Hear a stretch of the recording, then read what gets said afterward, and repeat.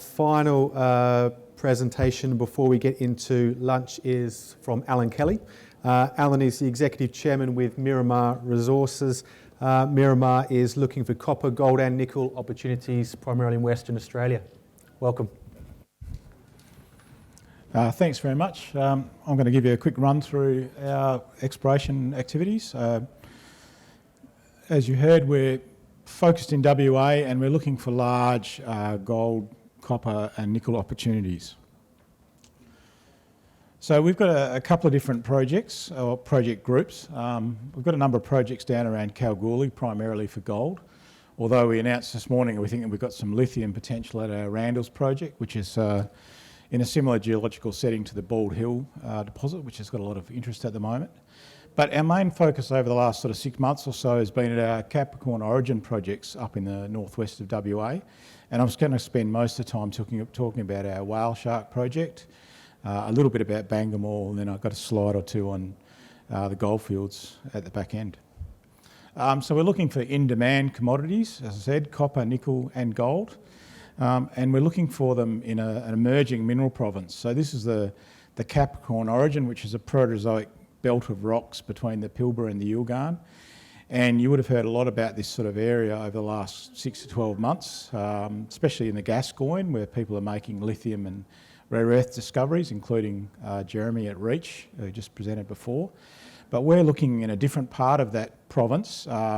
Whale Shark actually sits off the end of the Capricorn Origin underneath Carnarvon Basin, and we're looking for a large iron oxide copper gold deposit there. And we're looking for nickel, copper and PGEs in the Bangamore basin there, associated with dolerite sills. So our Whale Shark project, it sits in one of those Proterozoic origins which I was talking about. If you see the map on the right there, it shows a gravity image of WA with these Proterozoic belts that sit around the edge of the Archean cratons. And there's some big deposits hosted in those origins in WA and also worldwide. So, you know, things like Nifty and Telfer and Javieron and the West Musgraves. And our Whale Shark project sits off the end of that Capricorn Origin where it goes underneath the Carnarvon Basin. It's quite shallow. It's only sort of, you know, less than 100 metres of cover, which is great to work, you know, compared to places like South Australia. And Whale Shark's got many similarities to large ICG deposits in South Australia and Queensland. So why look for ICG deposits? Well, they're very big. You know, they range from hundreds of millions of tonnes up to billions of tonnes. Average grades of, you know, 1% copper and 1 gram gold make them very valuable. And they can also have things like silver and cobalt and uranium and rare earths as well. So you can potentially, if you're lucky, you can find millions of tonnes of copper and millions of ounces of gold. And if you're really, really lucky, you might find an Olympic dam. So, something happened with the graphics there. So this is our Whale Shark project. It's about sort of 30 odd kilometres from end to end in that image. That's a magnetic image showing a banded iron formation with a granite core. It's a project I worked on back in the 90s with Western Mining, looking for an Ernest Henry style deposit. And what we've done over the last couple of years, if that graphic was working properly, we did some MMI sampling in 2021, which defined some large copper, cobalt, silver, gold anomalies. Last year we did some shallow air core drilling, where we're drilling through the Carnarvon basin to hit the basement, and we're getting high copper, cobalt, gold numbers there as well. And then this year we've done a small diamond drilling program that was co-funded by the WA government's EIS scheme, and we're focusing in on this, what we call the neck in the granite here, where there's a sort of a northwest structure cutting through the granite, and there's a gravity anomaly. And we announced to the market a couple of weeks ago that we did a EIS co-funded diamond drilling program. We drilled 3 holes, and 2 of them hit copper sulphide mineralisation, which is the first time that it's actually confirmed that there's bedrock copper mineralisation here at Whale Shark. So that was a key milestone for this project. A couple of pictures there just showing that in this little shear, that's all chalcopyrite sitting in the granite, and blebs of chalcopyrite around these sort of darker patches in the granite as well. So that was quite exciting. That core is in Kalgoorlie, making its way through the laboratory. And we're hoping to get out here again before the end of the year and do another program of 3 or 4 diamond holes. So what we've shown so far is that we think that Whale Shark has got all the key ingredients for a large, shallow iron oxide copper gold deposit. We've got a Proterozoic granitoid, we've got iron-rich rocks nearby, we've got overlapping magnetic and gravity anomalies, which are key signatures of ICG deposits. We've got really good geochem anomalism in both surface sampling and air core drilling. And now we've got bedrock copper mineralisation for the first time.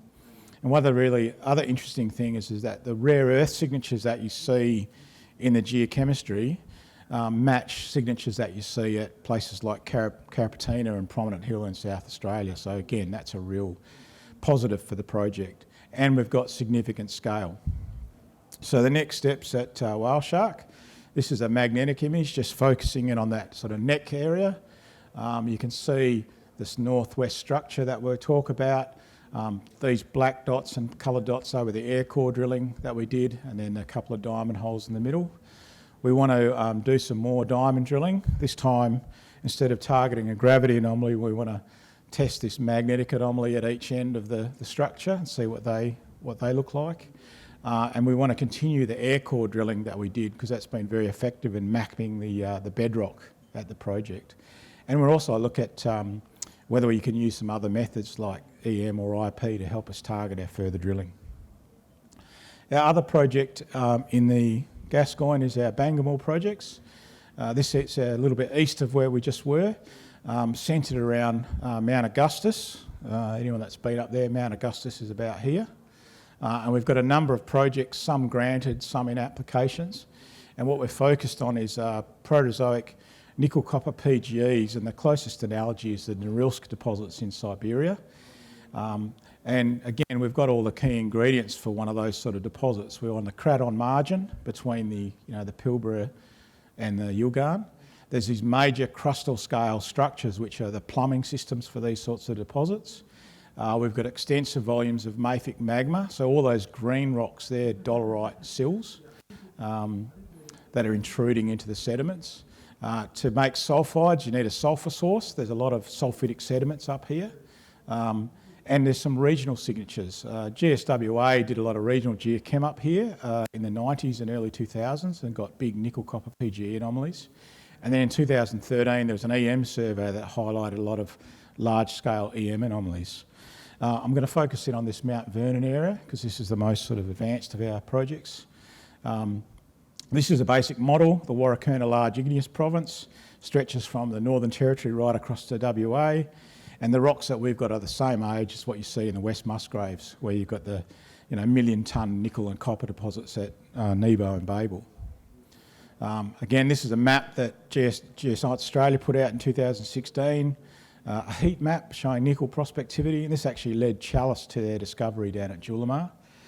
And our model is that sedimentary basin you see in the bottom right-hand corner. At Mount Vernon, you've got a number of these dolerite sills intruding into sulphitic sediments. There's about 30 kilometres of basal contact of those dolerite sills. There's lots of previous rock chips that were taken. They were taken for copper, lead, zinc exploration, but there's very high nickel and copper results there. There's only very limited drilling, and that was done targeting sediment-hosted copper, lead, zinc. So we flew an EM survey in 2022 and got a whole number of EM anomalies along this sort of basal contact of the dolerite here, and any one of those is big enough to be a Norilsk-style deposit. So we're planning to get out here, do some sampling, and then probably some EM, and then get an RC rig out. Just zooming in on one of those targets, there's the basal contact, outcropping basal contact of the dolerite. There's an EM anomaly there. The closest drill hole is over here, so no one's been anywhere near that anomaly. Really briefly, Eastern Goldfields, we've had a position there for a couple of years since we listed. Hard to get anyone interested in gold at the moment, but we have got a really good land position, especially Gidgee. And I know Jeremy used the real estate analogy before. We believe that we've got the cheapest house in the best street at Gidgee. We sit in between the Super Pit and Paddington on a major structure, and believe it or not, hadn't had a really significant drill program till we drilled it in 2021. And lastly, a bit of information we put out this morning on our Randalls project. It sits out east of Kalgoorlie on this thing called the Randalls Dome. On one side you've got us, on the other side you've got the Bald Hill and New Dawn lithium projects. So we want to have a look at that in a bit more detail. In summary, this is our target portfolio by exploration stage and by discovery opportunity size. And you can see that whale shark, if we can find an ICG there, you've got, huge scale potential, be really significant for the company. And Mount Vernon too, if we come across a Norilsk style ore body there, it'd be very significant for our shareholders. Final slide, only thing I want to say about the corporate snapshot is that we're very cheap. So why Miramar? Sorry, I'm not sure what's going on with these graphics today. We're here to make a discovery. That's where you make value for shareholders. We've got a large opportunity at Whale Shark. We've got multiple opportunities in the Bangamore, a great strategic land position in Kalgoorlie, very tight share register, and a board that have actually found and built and operated things before, which is pretty rare for a company of our size. And I think that will take us to the end, and look forward to speaking to people out the front.